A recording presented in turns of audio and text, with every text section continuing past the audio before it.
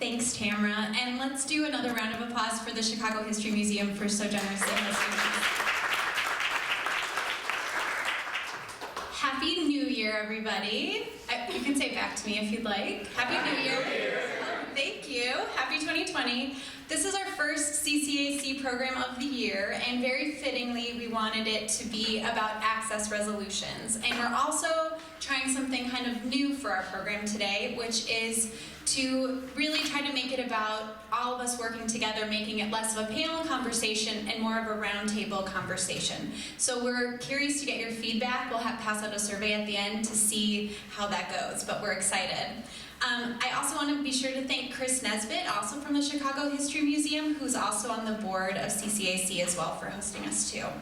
So my name is Christina Gunther, and I'm the founder and president of Chicago Cultural Accessibility Consortium, CCAC, and we are a volunteer-run nonprofit that started 7 years ago. And our mission is to empower Chicago's cultural spaces to become more accessible to visitors with disabilities. And we achieve this through providing regular professional development trainings like this one. And we also maintain a network of cultural administrators like you who are interested in cultural accessibility, especially our listserv and also our Facebook page.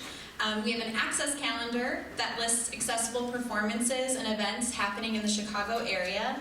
And we also have an equipment loan program that loans out accessible equipment to museums and theaters. Did I mention that we're completely volunteer run? Yes, so we do a lot with a little. We really appreciate your generosity, so on your way out, if you don't mind donating a lot or a little to help support the work that we do, we'd really appreciate it. So let's get started with the good stuff. How many of you have been to a CCAC event before? Raise your hand and make some noise. Ooh, we got a lot of people who have been here before. Welcome. And how many of you are new? Raise your hand and make some noise. Ooh, that was good. It almost sounded like you're about going at the top of the roller coaster, about to come down. Here we go. So welcome new people as well. We're excited to have everyone here. Today's program is about creating some accessible goals that everyone can achieve this year at your organization or maybe even for you personally. Whether that means you're starting from scratch or you're building on accessibility and inclusion efforts already in place. And very deliberately, you'll see we have returning people, we also have new people here. So that's so that we can all work together and learn from each other in different ways. We like to start all of our programs at CCAC by reminding you that this is a safe space.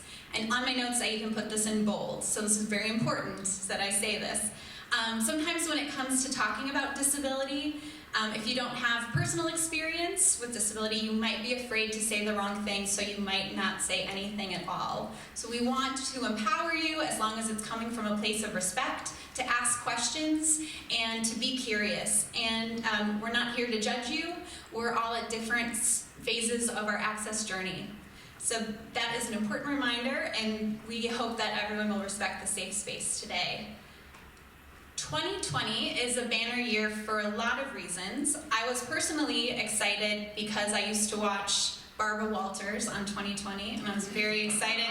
This is 2020. I can't do the Barbara Walters voice, but that was one of the reasons I was excited for 2020. But it's also a banner year because it is the birthday of the Americans with Disabilities Act. The ADA turns 30 in 2020. It was passed in 1990, to do the math for you.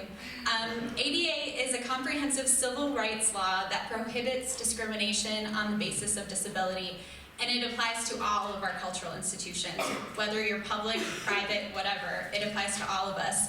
And I think all of us know, which is probably why we're here, that despite its passage 30 years ago, many cultural institutions are only now starting to understand its implications for their built environment as well as the programming that we offer. One thing I want to mention when we're talking about the ADA is that compliance of the ADA is the bare minimum. The spirit of the ADA is to go above and beyond the laws that are written, to remove all barriers to make our offerings and our spaces as inclusive and accessible as possible.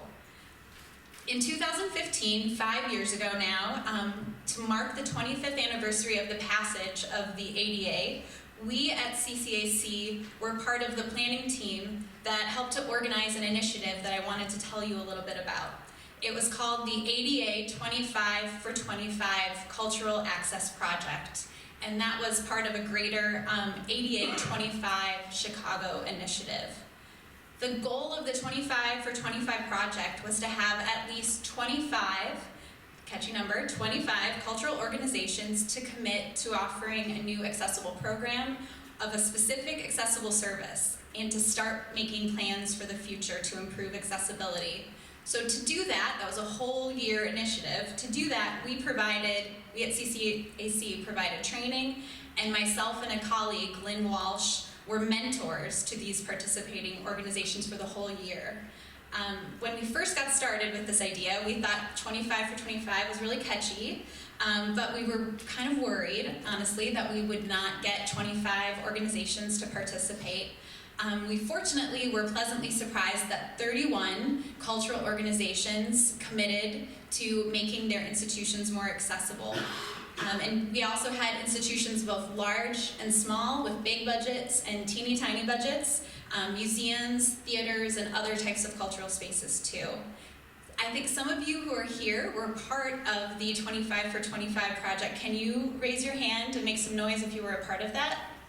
Ooh, maybe 5 people, good job. Yeah. So do any of you who are in the audience remember what your organization's initiative was? What was it, Tamara? And I can repeat it into the microphone. Touch tours. Touch tours. So at the Chicago History Museum, their project for 2015 was to begin undertaking touch tours for people who are blind or had low vision. Does anyone else who participated remember what their access resolution was? At the Chicago Humanities Festival, it was vetting venues for physical access as well as implementing open captions. So at the Chicago Humanities Festival, to repeat into the microphone, their goals were to vet their sites, the venues, to make sure they were physically accessible and to start offering open captions. Did I say that right? Okay, great. Anyone else who raised their hand remember? Erica? At Lifeline Theater, we added sensory-friendly shows for our Kids Series programming. And Erica said at Lifeline Theater, they added sensory-friendly shows for their kids programming. So those are some of the examples of some of the initiatives that people undertook as part of this 25 for 25 cultural access project. Others were focused on providing other types of tours, like tours in American Sign Language, or beginning staff training, or opening a permanent quiet room in their institution. So we learned a lot undertaking and being a part of this project, and so while now 5 years later we do not have an official 30 for 30 project, unfortunately or fortunately, we wanted to gather you all here together to talk about some of the things that we did 5 years ago that helped make some of those initiatives and goals come to life, so that hopefully we can all work together in this room to really come together to come up with concrete goals and also a concrete plan to achieve those goals. So some of the different pieces of the project for 25 for 25 that we can adapt for us today in 2020 were, first, designate a point person responsible for expanding accessible programs. While I think we all know this, but it bears repeating, while accessibility should be a part of everyone's job description, and I've even seen institutions that have made it a point to add accessibility into everyone's job description, good job, while that should be the case, there still needs to be a point person to ensure follow through, to make sure nothing's falling through the cracks. And so that is a really important first step to undertake. And whether that's official or unofficial, that stays here. You can decide if you are the unofficial person at your institution. Another important step is to conduct a basic accessibility self-evaluation so that you can figure out what you're already doing that is accessible. You might be doing more than you even realize. And also to help determine what your goals should be going forward. Out of this 25 for 25 initiative, we developed an accessibility self-evaluation for your institution, and we have copies of that available here that we'll be passing out. And so those copies, you can either use the old-fashioned paper copy, or we also have Word documents available on our website that you can download and then fill in. The goal is that you fill that in, hopefully with a couple of colleagues in different departments so that you're not missing anything. But you can work together to really assess the accessibility that you have in place. And I have to tell you, sometimes when you fill out a document like that, and I've certainly done that for organizations I've worked in as well, there might not be a lot of accessible things that you're offering, and that's okay. The point of the self-evaluation is for you to really understand the breadth of accessibility and inclusion, and for you to know that there should be goals going forward. So that was a very important piece that we'll make sure to share with all of you. Another important part of the 25 for 25 project was to actually pick something, anything, maybe a low-hanging fruit, but pick something that you want to be your project for the year. So plan and implement at least one increased accessibility program or service for visitors with disabilities that goes above and beyond what you're currently doing to be implemented this year. While I encourage you to do your research and do the self-evaluation and do different pieces to figure out what the need is and how to achieve that need, there also comes a point when you just need to rip off the Band-Aid and you just need to do a pilot run of what you want to do to see if it's going to work, and to be prepared to accept the feedback from visitors if it's successful or not so successful. So being prepared to do that but ready to undertake the pilot is really, really important to just get started. Another important piece is also to develop an outreach plan so that whatever your goal is, you actually can reach the audience that you intend for it to be. We all wish we lived in a world where you could just start a program and then magically it was at capacity. Unfortunately, that is not the case, and so making sure that you're being really smart and thoughtful about how you're reaching out to the audience that you want this program to serve, and you're also building in a place and a way to accept feedback from that audience. Another important step into achieving your goal for 2020 would be to participate in training and educational programs that feature best practices in accessibility, and to participate in a supportive peer network. Hey, good job, you did that part already. You're here with CCAC, so that's great. And I think this is a really important piece as well, because the key to achieving any access goal is to keep learning and growing from each other. Sometimes working in accessibility can feel really overwhelming and lonely and kind of frustrating when it feels like it's just you and your organization, especially if you're just getting started with this work. And so making connections and getting to know other colleagues who are already doing this work can make your life a lot easier. You have a place to vent and complain if you need to. Hopefully not, but you might. You also have a place to get ideas and inspiration. And if you can share resources, ideas, and even mailing lists with each other, you can ensure that you're not starting from scratch. We have already a lot of great experts in the room today that can help share what they've already learned with you, and so take advantage of that. It's kind of silly right now to try to do all of this by yourself, and frankly, it's not going to be as successful as it is if we work together. And then another important piece is to share the lessons that you learned and to make specific goals for next year in terms of accessibility, so that once you check that box, you've got this goal done, you're not just happy and content that there's nothing else that can be done to make your institution more accessible. I kind of chuckle to myself when places say we're 100% accessible. I heard some chuckles in the audience, and that's because we can never say that. Our work is really never done. Access really is a journey, and it sounds cheesy, but I want to make like an inspirational poster that says access is a journey, because it really is. It isn't something that we're ever going to tick a box and just be done with and then fold our hands and say what next. We're going to be always doing this work, and so making a plan and having long-term goals are also really important, and I think that self-evaluation checklist will really help you achieve that as well. And also building in some time to celebrate the small and large victories that you have, and that's where an outlet like CCAC is also really helpful, when you can say, hey, I got this brochure in large print, and maybe when you told your significant other or a friend who doesn't work in this field, they said, great. But when you tell somebody who works in this field, we know, oh my goodness, you must have worked super hard to make that happen. Because change big or small, can be hard sometimes in our institutions. And so being able to celebrate that is important too. So we know that beginning accessibility efforts can be feel daunting. And again, when you do that self-evaluation checklist, you might feel a little discouraged, like I'm really not doing that much. But we have other people here who can tell you they started in that same situation and they've been able to add more and more each year. So there are lots of people that you can tap into to get more help and to keep taking steps forward. We have different people who will be staffed at different tables that can help you talk about your access resolution. Those of you who are staffing tables, please raise your hand and make some noise.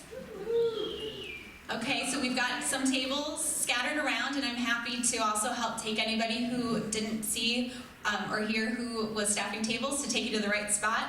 We have a lot of different people scattered throughout the room very intentionally who are our plants who can help you get started. So we wanted to really make this time about us coming together to come up with some ideas of what some possible access resolutions might be for 2020, and then also make some really achievable goals to make that come to life. So you are welcome to travel to different tables to get different ideas. Nobody will be offended if you get up and shop around to find the table that works for you.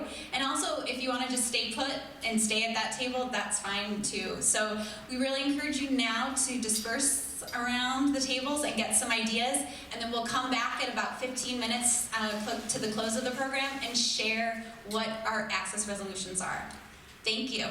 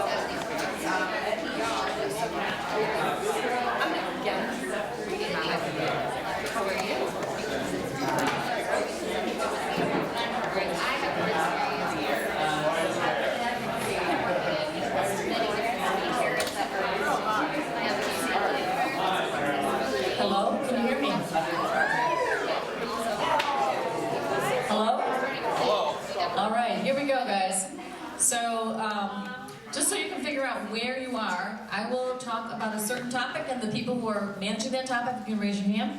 So first we have folks who are completely don't know where they're starting and really want to really assess that today. So that'll be myself and Sahai. Sahai, raise your hand. We'll be at that back table. If you want, so to get started on your accessibility resolution. If you are interested in creating sensory-friendly programming, that will be Andy. Woo, Andy. If you are ready to integrate or want to know more about integrating service providers into rehearsal planning process, that's Casey. There's Casey. If you're interested in creating tactile and audio-described experiences, that will be Lucas Livingston. Also very near the snacks.